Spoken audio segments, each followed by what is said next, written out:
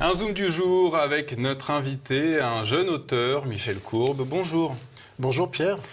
Michel Courbe, vous êtes l'auteur de cet ouvrage « Les idiots utiles du marxisme, l'histoire de leur manipulation en Europe et ses conséquences, des solutions pour les marginaliser ». C'est édité chez Godefroy de Bouillon. Michel Courbe, est-ce que vous pouvez commencer par nous définir ce qu'est cette idéologie, le marxisme ? Oui, tout à fait, oui. Donc le marxisme, c'est un courant de pensée qui est né de la Révolution française. Donc c'est un courant de pensée qui a pour moteur idéologique le communisme. Donc c'est un modèle de société avec à la fois des dogmes moraux et sociétaux. Donc comme toutes les idéologies, ça génère des vecteurs qui sont les idiots utiles du marxisme dont je parle dans mon bouquin, dans mon livre. Et du coup, vous nous dites que c'est né en 1789, cette idéologie du marxisme. Donc Marx n'en serait pas l'auteur, n'en serait pas le premier penseur de cette idéologie ? En fait, ce qu'il faut comprendre, c'est que Marx a beaucoup réfléchi à ce qu'était la Révolution française. Donc sa théorie, ça a été de dire que la Révolution française avait permis de faire basculer la richesse de la noblesse à la bourgeoisie. Et donc le marxisme vient s'inscrire dans la continuité de la racine de la Révolution française. Et l'objectif est donc de faire passer la richesse de la bourgeoisie au prolétariat. Et c'est les objectifs que Karl Marx s'est fixés. Donc en fait, ce que j'explique, c'est que le marxisme est né en France à la Révolution française. Il a été organisé en Allemagne par Karl Marx. Et ensuite, il a été appliqué en Russie avec la Révolution russe. Dans votre ouvrage, Michel Courbe, vous affirmez que le marxisme est aujourd'hui l'idéologie dominante, mais de nombreuses personnalités passées sur ce plateau affirment au contraire que depuis mai 68, c'est plutôt le trotskisme qui est victorieux, et que mai 68 aurait marqué l'échec du marxisme. Qu'est-ce que vous faites comme différence entre ces deux idéologies, le marxisme et le trotskisme ? En fait, pour moi, le trotskisme, c'est le marxisme. Enfin, on est dans un des mouvements marxistes. Alors, il y a eu plusieurs mouvements. Il y a eu, par exemple, le stalinisme. Je pense que le trotskisme est peut-être une forme un peu plus allégée du marxisme, au sens communisme. Mais on reste dans le marxisme, ce que j'appelle le marxisme social, c'est-à-dire le socialisme. D'accord, donc vous ne faites pas de différence marquée entre ce qu'est le trotskisme et le marxisme. En fait, dans mon livre, si vous voulez, moi je fais une différence entre deux formes de marxisme, c'est le marxisme social et le marxisme libéral. Après, Quelle différence faites-vous entre les deux ? C'est-à-dire qu'à l'origine, on avait le marxisme social, donc qui a été défini par Karl Marx. Et ensuite, on a une adaptation culturelle aux États-Unis qui a donné naissance au marxisme libéral. C'est ce qu'on appelle l'école de Chicago ? Je ne connais pas forcément ce terme. D'accord. Michel Courbe, on a déjà expliqué sur ce plateau en quoi libéralisme et socialisme étaient un petit peu les deux faces d'une même pièce. Vous avez, trouvé des liens entre le marxisme et ces deux idéologies, le socialisme et le libéralisme. Est-ce que vous pouvez développer ces liens que vous avez trouvés ? Oui, tout à fait. Donc, comme je vous disais, donc, le libéralisme, c'est une adaptation culturelle du marxisme social pour le rendre compatible avec la mentalité anglo-saxonne. Donc qui est très tourné sur l'entrepreneuriat. Le marxisme social n'étant pas compatible avec cette mentalité, étant donné que le patron reste un des deux ennemis fédérateurs du marxisme dans le marxisme social. Par contre, dans le marxisme libéral, donc ça a permis d'adapter une nouvelle forme de marxisme aux États-Unis qui ensuite est venu prendre le pas sur le marxisme social en Europe depuis la chute du mur de Berlin. D'accord. Vous parlez de ces idiots utiles du marxisme. Aujourd'hui, qui sont-ils, ces idiots utiles ? Alors, dans la société française, par exemple. En fait, ce qu'il faut comprendre, c'est que toute idéologie génère des vecteurs. Donc vous allez avoir les trois idéologies que je développe dans mon livre, c'est-à-dire le marxisme, l'islam et le nazisme. Chacune de ces idéologies va développer des vecteurs. Donc vous allez avoir pour le marxisme les idiots utiles. Et vous allez avoir une certaine partie de ces vecteurs qui vont être plus radicaux que les autres. Donc les idiots utiles, en fait, ça comprend les personnes qui sont passifs à l'idéologie, c'est-à-dire qui acceptent le marxisme comme il est, vous allez aussi avoir des personnes qui sont beaucoup plus actives, donc des socialistes et des anarchistes, donc tous les mouvements antifa, tout ça, qui font aussi partie des idiots utiles. Donc les idiots utiles, c'est un terme assez général. Mais dans quel domaine ils exercent leur idiotie, si je puis dire, ces marxistes aujourd'hui? Ils sont dans les médias, ils sont dans l'armée, ils sont dans la finance, à la tête de l'État? C'est-à-dire, ce qu'il faut comprendre aujourd'hui, c'est que la finance est à la tête de... La finance, le libéralisme financier, le libéralisme financier donc est la locomotive du libéralisme politique aujourd'hui. C'est-à-dire que les financiers sont ceux qui... Quand j'entends par financier, j'entends Georges Soros, qui est vraiment la figure centrale de ces financiers. C'est eux qui ont intérêt à... C'est eux qui ont intérêt à faire un monde qui soit sans frontières, où toutes les marchandises puissent transiter.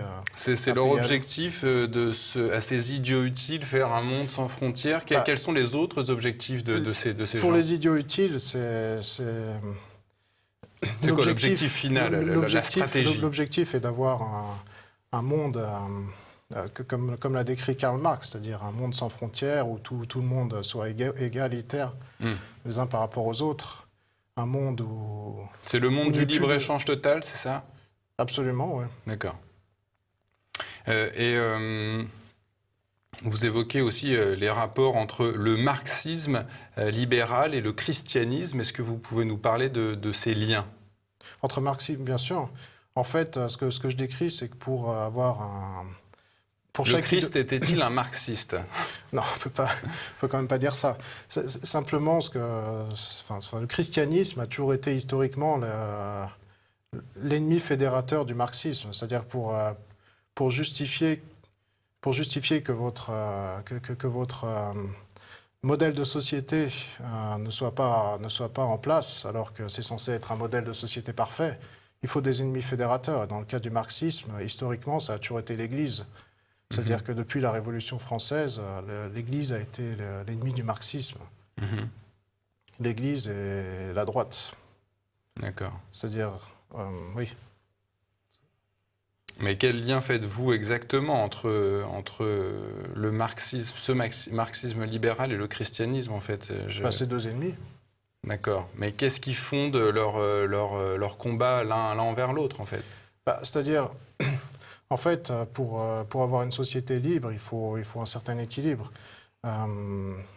Historiquement, ce qu'on appelle la monarchie, que je définis comme l'ultra-droite, tirait sa légitimité morale de l'Église. C'est-à-dire, pour avoir une société libre, il faut une entité morale et une entité sociétale. Donc aujourd'hui, le combat est inégal entre la gauche et la droite, puisque l'Église a été mise hors de la vie politique depuis 1905. Enfin, ça a commencé depuis 1905. La loi sur la laïcité, la loi sur la laïcité, séparation de l'Église et de l'État. Et depuis, l'Église n'est plus du tout présente dans la vie politique, et ça a créé un déséquilibre entre la gauche et la droite. Et la gauche, progressivement, a pris de plus en plus de pouvoir jusqu'à arriver à la situation actuelle où il y a un déséquilibre total entre droite et gauche. Quand vous qualifiez la monarchie, en tout cas, ce que j'ai bien, si vous allez me dire si j'ai bien compris, mais la monarchie d'ultra-droite. Oui. En quoi le système monarchique est-il d'ultra-droite? Ce que je définis comme l'ultra-droite, c'est-à-dire que les partis de droite, pour être au pouvoir, ont besoin de tenir leur légitimité d'une entité morale qui est l'Église. Et le système le plus ultra qu'on puisse trouver, c'est le système de la monarchie absolue. C'est-à-dire un roi qui tire sa légitimité de l'Église, de Dieu. Mais les partis républicains, ils sont forcément républicains, ils ne peuvent pas être monarchiques. Oui. Donc comment classer la monarchie qui n'est pas républicaine dans un spectre républicain, en fait? Ça tient du folklore, après. D'accord. Vous affirmez par ailleurs, Michel Courbe, dans cet ouvrage « Les idiots utiles du marxisme », que les nazis ont détourné les mécanismes du marxisme. Expliquez-nous comment. Oui, alors ce que j'explique dans mon livre, c'est que en fait, le nazisme est un mouvement qui est dérivé du marxisme social. C'est-à-dire qu'Adolf Hitler, à l'époque, a repris le contrôle du Parti travailliste allemand, qu'il a ensuite réformé pour faire le nazisme. La façon dont il a fait, c'est quand je parlais des ennemis fédérateurs, c'est important parce que, en fait, ce qu'Adolf Hitler a fait, c'est qu'il a déterminé que les patrons, qui sont un des deux ennemis fédérateurs du socialisme, n'étaient pas à l'origine du problème parce qu'ils étaient tenus par les Juifs à travers le système financier, donc les actions. C'est comme ça qu'il a pu faire passer l'idée que les Juifs étaient en fait l'ennemi. Et la crise de 1929 lui a quelque part donné raison pour une partie de la population. Donc il s'est servi du marxisme pour arriver au pouvoir. Donc il était originellement socialiste. Et après, il a créé sa propre idéologie. Et donc, c'est comme ça. Mais comment ça a dévié vers le nazisme, en fait ? Le nazisme, c'est une idéologie qui a été créée à partir du marxisme, le Reich. L'idée du Reich est finalement assez similaire au communisme. Et comment, du coup, vous expliquez que le Troisième Reich s'en soit pris à l'URSS, qui était socialiste ? Si à la base, Adolf Hitler se serait inspiré du socialisme, du marxisme pour édifier son Troisième Reich. C'est-à-dire après, c'est deux idéologies qui ont divergé complètement. Il ne faut pas oublier qu'il y avait le pacte germano-soviétique jusqu'à après le début de la guerre, qui ensuite... l'URSS et l'Allemagne étaient alliés et sont devenus ennemis après. Parce que dans l'idéologie nazisme, les peuples slaves étaient considérés comme des esclaves, si vous voulez. C'est-à-dire que les Allemands ne devaient pas travailler parce que c'était un peuple supérieur et devaient bénéficier du travail d'autres peuples, dont les Slaves. Vous estimez par ailleurs, Michel Courbe, que les islamistes, après les nazis, ont eux aussi, à leur tour, détourné ces mécanismes du marxisme. Expliquez-nous comment. C'est-à-dire le marxisme, en fait, moi je définis ça comme un courant de pensée qui permet la mise en place de systèmes de pensée uniques.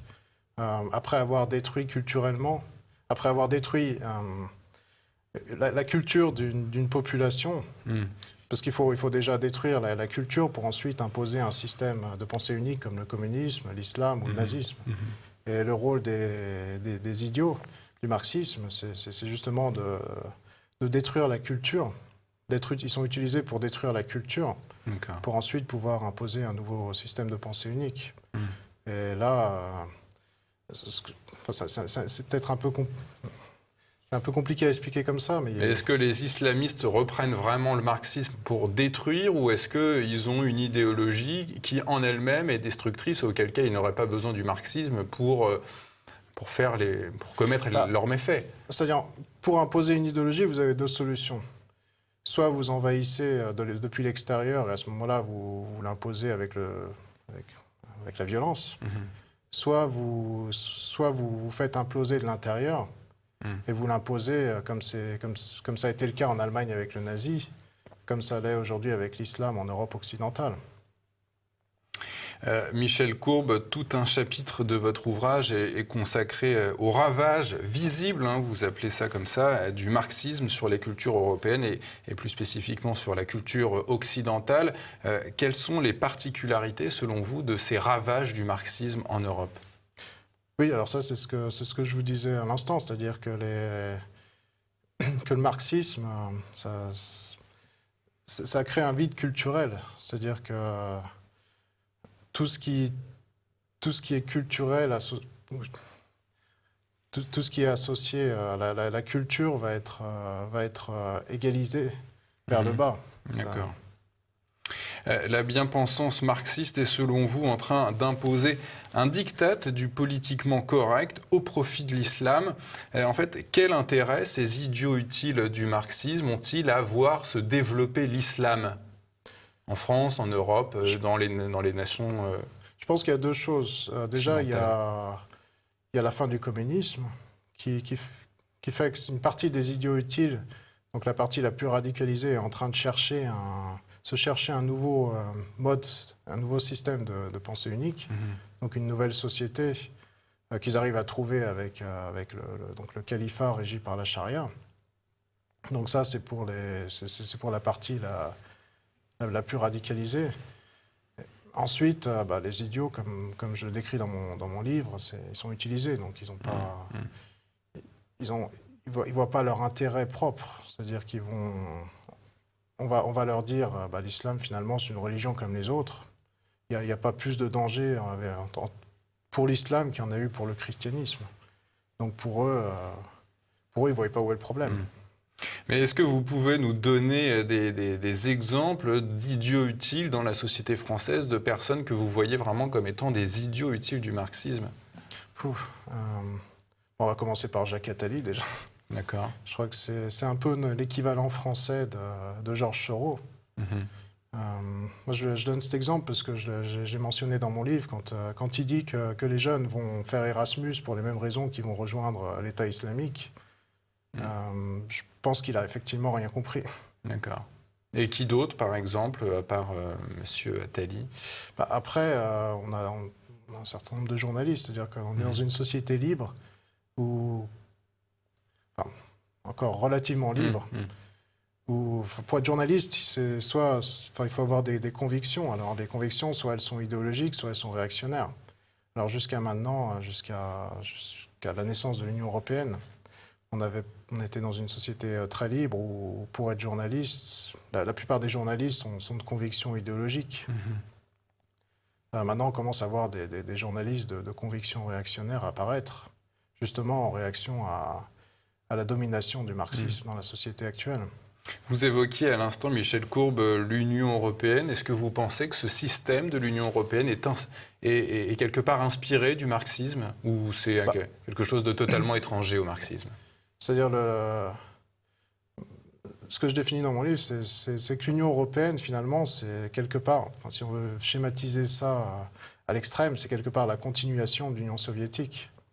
C'est-à-dire qu'on a eu la chute de l'Union soviétique en 91 et le début de l'Union européenne en 93, avec donc le centre du marxisme Moscou, qui a basculé vers New York, qui est le centre du libéralisme.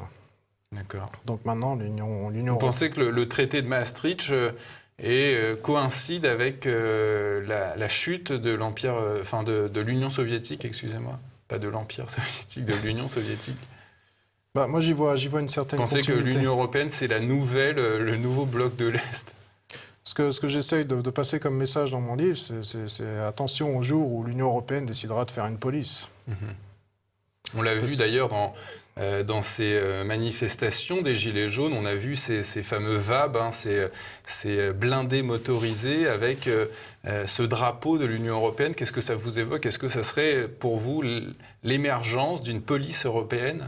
C'est des signes très inquiétants. Si vous voulez, les Gilets jaunes, moi je perçois ça comme peut-être la première révolte réactionnaire, si vous voulez. D'habitude, on a des révoltes justement d'idiots utiles, qui sont des révoltes socialistes, socialistes en France principalement. Donc là, quand il y a une révolte socialiste, vous avez toujours un meneur ou plusieurs. C'est très facile à identifier.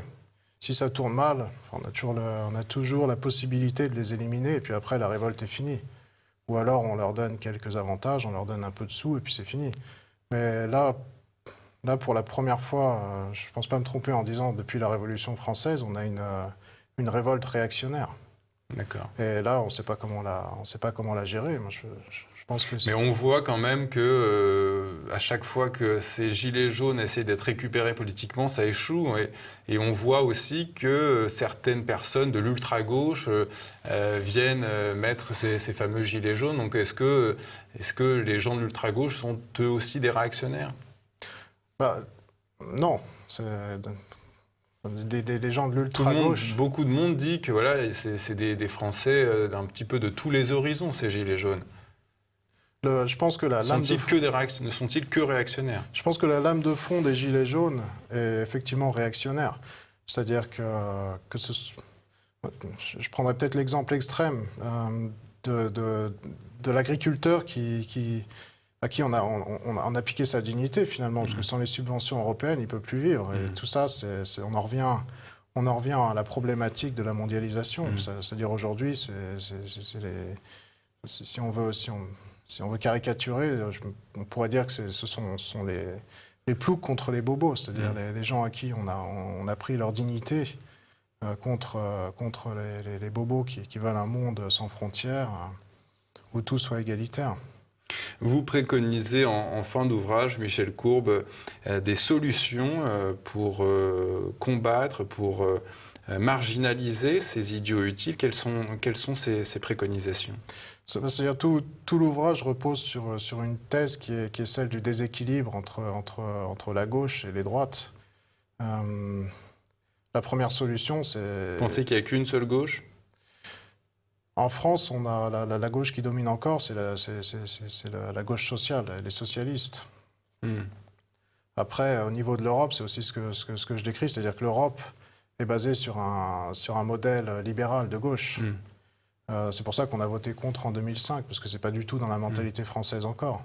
Ces préconisations, excusez-moi, je vous ai coupé, quelles sont-elles? Déjà, réinstaurer l'Église dans la vie politique, pour moi, ça me semble plus qu'urgent. L'Église, laquelle? L'Église catholique. D'accord. En France. Ensuite, il faut leur opposer le bon sens. Moi, je propose aussi tout ce qui est réseaux sociaux. On a beaucoup de... Finalement, il y a beaucoup de... Il y a beaucoup de censure, tout ce qui est fake news, tout ça. Pour moi, c'est très inquiétant. On ne peut plus s'exprimer, tout simplement. Comment est-ce qu'on peut revenir à un pouvoir de l'Église en France? Est-ce que vous pensez que ça puisse passer par la démocratie, ou est-ce qu'au contraire, il faudrait instaurer carrément une dictature? Enfin, une dictature ne s'instaure pas, mais... c'est un sujet, oui, effectivement, c'est très difficile. C'est-à-dire que ça c'est... Je pense que... Enfin, moi, le choix que j'ai fait, c'est celui de chercher à alerter les opinions en publiant un livre. Après, ça passe évidemment par les médias. Et là-dessus, TV Liberté fait un travail extraordinaire. Bon. Écoutez, merci Michel Courbe d'être venu dans nos plateaux, sur notre plateau à TV Liberté. Je rappelle le titre de votre ouvrage, c'est donc Les idiots utiles du marxisme. C'est édité chez Godefroy de Bouillon. Michel Courbe, merci. Merci Pierre.